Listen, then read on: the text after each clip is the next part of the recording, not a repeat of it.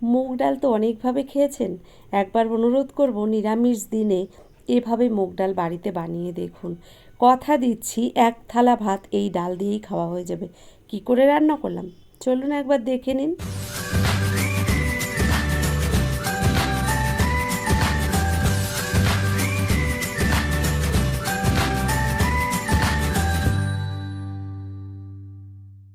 নিরামিষভোজীরা কিন্তু এই মুগ ডালটা ভীষণ পছন্দ করে থাকে। আর যে কোনো নিরামিষ দিনে বাড়িতে কিন্তু আপনারাও এভাবে মুগ ডালটা রান্না করে নিতে পারেন, এত অপূর্ব টেস্ট হয়। দেখুন এখানে 150 গ্রাম মুগ ডাল আমি কড়াইতে এভাবে ভেজে নিচ্ছি, কোনো রকম তেল ছাড়াই কিন্তু নেড়ে চেড়ে আমি ডালটাকে একটু লাল লাল করে ভেজে নেব। তবে খুব একটা লাল করে ভাজবো না, ডাল থেকে সুন্দর একটা সেন্ট বেরিয়ে এলে আমি গ্যাসটা বন্ধ করে ডালটাকে নামিয়ে নেব। দেখুন এখানে ডালটা প্রায় আমার ভাজা হয়ে গেছে, আর কালারটাও একটু চেঞ্জ হয়ে গেছে, দেখে বুঝতে পারছেন। এবার আমি ডালটাকে নামিয়ে ভালো করে ধুয়ে নেব। তো এদিকে কড়াইটা পরিষ্কার করে দিয়ে দিলাম আমি পরিমাণ মতো জল। জলটা দেওয়ার পরে হালকা একটু জলটা গরম হয়ে উঠলে আমি ডালগুলো ধুয়ে দিয়ে দিলাম এই জলের মধ্যে। নমস্কার বন্ধুরা, কেমন আছেন সবাই? নিশ্চয়ই সবাই ভালো আছেন, আমিও ভালো আছি। টিয়ার রান্নাঘর থেকে আমি তন্দ্রা আজ নিয়ে এলাম মুগ ডালের একটা রেসিপি। কীভাবে এই মুগ ডালটা রান্না করছি সম্পূর্ণ ভিডিওটি জুড়ে থাকুন, দেখতে থাকুন, আশা করছি আপনাদের ভালো লাগবে। দেখুন এখানে ডালটা তো ফুটতে শুরু করেছে, আর ডালের ওপরে যে একটা ফেনা মতো তৈরি হয়েছে এটা কিন্তু আমি একটা চামচ দিয়ে তুলে ফেলে দিচ্ছি। ডালটা এদিকে সিদ্ধ হতে হতে আমি এখানে দেখুন একটা থালার মধ্যে কয়েকটা পটল নিয়েছি, আর এই পটলগুলো কিন্তু ভীষণ কচি রয়েছে।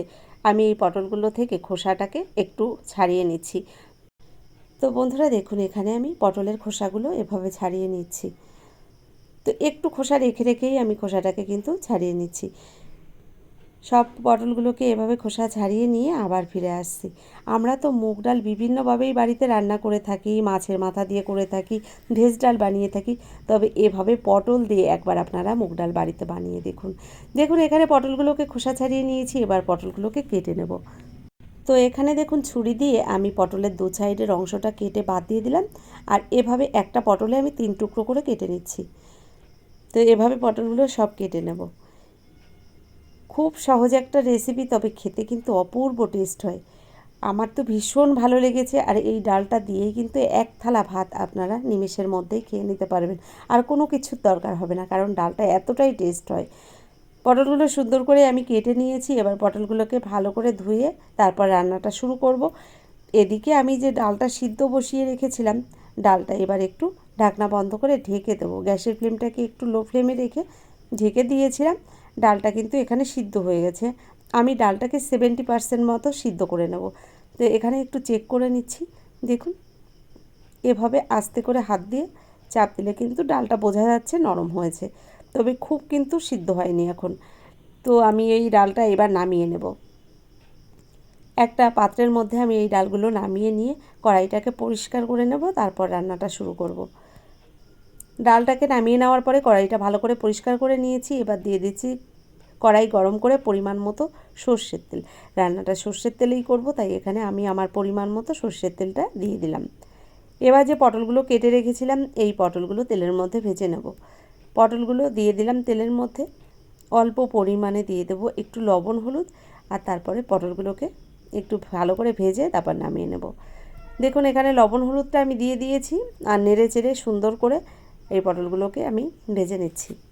বন্ধুরা এই রান্নাটা কিন্তু সহজ হলেও খেতে কিন্তু অপূর্ব টেস্ট হয়েছিল। দেখুন এখানে পটলগুলোকে আমি এভাবে নেড়ে চেড়ে সুন্দর করে ভেজে নিচ্ছি, আর পটলগুলো প্রায় ভাজা হয়ে গেছে। ভাজা হয়ে গেলে পটলগুলোকে আমি নামিয়ে নেব। তো এখানে আর বেশি ভাজার দরকার নেই। এবার আমি পটলগুলোকে নামিয়ে নিচ্ছি, কারণ পটলগুলো ভাজা হয়ে গেছে। পটলগুলোকে নামিয়ে নেওয়ার পরে ওই তেলের মধ্যেই রান্নাটা আজ করব। তো দেখুন পটলগুলোকে সব নামিয়ে নিয়েছি একটা থালার মধ্যে। ওই তেলের মধ্যে ফোড়নে দিয়ে দিচ্ছি দেখুন 2টো শুকনো লঙ্কা মাঝখানে একটু কেটে দিয়েছি, সঙ্গে দিয়ে দিলাম একটা তেজপাতা, আর দিয়ে দিলাম গোটা জিরে। ফোড়নটাকে হালকা আঁচে একটু নেড়েচেড়ে ভেজে নিয়ে তারপর এর মধ্যে দিয়ে দিলাম কিছুটা নারকেলের টুকরো। তো এখানে নারকেলের টুকরোগুলো আমি এই তেলের মধ্যে ভেজে নিচ্ছি। গ্যাসের ফ্লেমটাকে কিন্তু আমি একদম লো টু মিডিয়াম ফ্লেমেই রেখেছি। তো নারকেলগুলো ভাজা হয়ে গেছে, সঙ্গে ফোড়নটাও সুন্দর ভাজা হয়ে গেছে। তো তো বন্ধুরা এই ফোড়নটা থেকে এত সুন্দর একটা সেন্ট বেরোচ্ছে কি বলবো, দারুণ একটা সেন্ট বেরিয়েছিল রান্নার সময়। এবার দিয়ে দিচ্ছি একটা ছোট্ট সাইজের টমেটো কুচি। টমেটোটা দিয়ে দিলাম আমি এই তেলের মধ্যে, আর ভালো করে নেড়ে চেড়ে কিছুক্ষণ টমেটোটা এই নারকেলের সঙ্গে ভেজে নিচ্ছি। তো আস্তে আস্তে দেখুন টমেটোটা নরম হয়ে গেছে, নারকেলগুলোও সুন্দর ভাজা হয়ে গেছে। এবার এর মধ্যে আমি এক এক করে মশলাগুলো অ্যাড করে দেব। দিয়ে দিচ্ছি এখানে হাফ চামচ আদা বাটা। তো এখানে আদা বাটাটা দেওয়ার পরে ভালো করে নেড়েচেড়ে একটু হালকা আছে কিন্তু আদা বাটাটাকে কষিয়ে নিচ্ছি। দিয়ে দিলাম এর মধ্যে এবার আমি হাফ চামচের থেকে একটু কম রয়েছে জিরের গুঁড়ো, আর দিয়ে দিলাম হাফ চামচ পরিমাণে লঙ্কা গুঁড়ো। জিরে আর লঙ্কাটা দেওয়ার পরে মশলাটাকে কিন্তু এখানে কোনো রকম জল ব্যবহার করা যাবে না, হালকা আছে এভাবে কিছুক্ষণ কষিয়ে নিলাম। এবার দেখুন এর মধ্যে দিয়ে দিলাম স্বাদ মতো লবণ, পরিমাণ মতো দিয়ে দিলাম হলুদ গুঁড়ো। মশলাটাকে আরও কিছুক্ষণ এভাবে কষিয়ে নেব। আস্তে আস্তে দেখুন মশলাটাও সুন্দর কষানো হয়ে গেছে। এবার আমি সিদ্ধ করে রাখা ডালটা দিয়ে দিচ্ছি। তো বন্ধুরা মশলার মধ্যে ডালটা দেওয়ার পরে আমি ডালগুলোও কিছুক্ষণ এই মশলার সঙ্গে কষিয়ে নেব। তো এভাবে নেড়েচেড়ে সুন্দর করে আমি কষিয়ে নিচ্ছি দেখুন। তো বন্ধুরা এখানে ডালটা দেওয়ার সঙ্গে সঙ্গে আমি কিন্তু জল ব্যবহার করছি না, ডালটাও কিন্তু এই মশলার সঙ্গে কিছুক্ষণ আমি কষিয়ে নিচ্ছি। আর এভাবে কষাতে কষাতে একসময় এই ডালের মধ্যে যে জলটা রয়েছে এক্সট্রা জলটা কিন্তু শুকিয়ে যাবে। তো দেখুন এখানে ডালটা আমার প্রায় কষানো হয়ে গেছে। এবার ভেজে রাখা পটলগুলো দিয়ে দিলাম এই ডালের মধ্যে। ডালের মধ্যে পটলগুলো দেওয়ার পরে ভালো করে নেড়েচেড়ে মিশিয়ে নিলাম। আর এরপর আমি দিয়ে দেব পরিমাণ মতো গরম জল। দেখুন এখানে কিন্তু সুন্দর কষানো হয়ে গেছে। এবার দিয়ে দিলাম পরিমাণ মতো গরম জল। গরম জলটা দেওয়ার পরে ভালো করে একবার মিশিয়ে নিলাম। আর এভাবে কিছুক্ষণ গ্যাসের ফ্লেমটাকে এবার বাড়িয়ে দিয়েছি, কিছুক্ষণ রান্না করে নেব। বন্ধুরা এই ডালটা রান্না করার জন্য এক্সট্রা খুব একটা আমি মশলা ব্যবহার করিনি, আর আমি তো নিরামিষভাবেই রান্না করছি। আপনারা চাইলে কিন্তু এটা আমিষভাবেও পেঁয়াজ রসুন দিয়েও রান্না করে দেখতে পারেন। এখানে দেখুন আমি কয়েকটা চেরা কাঁচা লঙ্কা দিয়ে দিলাম, কারণ এই লঙ্কাগুলোই খুব একটা ঝাল নেই, আমি একটু লঙ্কার পরিমাণটা বেশি দিয়েছি। এবার ঢাকনা বন্ধ করে আমি 2 মিনিটের জন্য ঢেকে দেব। ততক্ষণ এই পটলগুলোও সিদ্ধ হয়ে যাবে, কারণ ডালটা তো আগে থেকেই সিদ্ধ রয়েছে, পটলটা একটু সিদ্ধ হয়ে যাবে। আর পটলটা সিদ্ধ হয়ে যাওয়ার পরেই আমি কিন্তু এর মধ্যে বাকি মশলাগুলোও দিয়ে দেব। তো দেখুন এখানে ডালটা তো সিদ্ধই হয়ে আছে, আর তার মধ্যে পটলগুলোও আস্তে আস্তে সিদ্ধ হয়ে গেছে, নরম হয়ে গেছে অনেকটা। তো এবার দেখুন দিয়ে দিচ্ছি স্বাদ মতো একটু চিনি।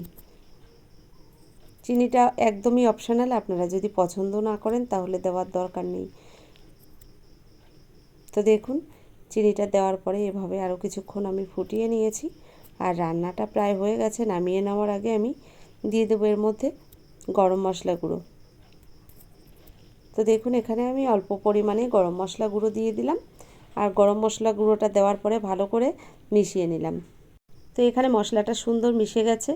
আর এভাবে কিন্তু আমি গ্যাসের ফ্লেমটাকে বাড়িয়েই রেখেছি। রান্নাটা প্রায় হয়ে গেছে। নামিয়ে নেওয়ার আগে দিয়ে দেবো একটু ঘি। তো এখানে হাফ চামচ পরিমাণে ঘি দিয়েছি আমি। আর ঘিটা দেওয়ার পরে এবার আমি গ্যাসটাকে বন্ধ করে দিলাম। আর রান্নাটা হয়ে গেছে, এবার নামিয়ে নেব। তো ঢাকনা বন্ধ করে আমি 1 মিনিটের জন্য ঢেকে দেব, তাহলে এই ঘির যে সুন্দর একটা ফ্লেভার রয়েছে এটা কিন্তু ডালের সঙ্গে মিশে যাবে। তো বন্ধুরা কেমন লাগলো আমার এই রেসিপিটি অবশ্যই কিন্তু আমাকে লিখে জানাবেন। যদি ভিডিওটি ভালো লেগে থাকে এখনও একটা লাইক দিতে ভুলে গেছেন, অনুরোধ করব একটা লাইক দিয়ে যারা এখনও আমার চ্যানেলটিকে সাবস্ক্রাইব করেননি অবশ্যই আমার চ্যানেলটিকে সাবস্ক্রাইব করে আমার ভিডিওর পাশে থাকা বেল আইকনটি ক্লিক করে নোটিফিকেশানটা অল করে দেবেন। তাহলে কি হবে, আমার ভিডিও আপলোড করার সঙ্গে সঙ্গে তার নোটিফিকেশানটা আপনার কাছে পৌঁছে যাবে, আপনি টাইম মতো দেখে নিতে পারবেন। আজকের মতো এই পর্যন্ত, ধন্যবাদ।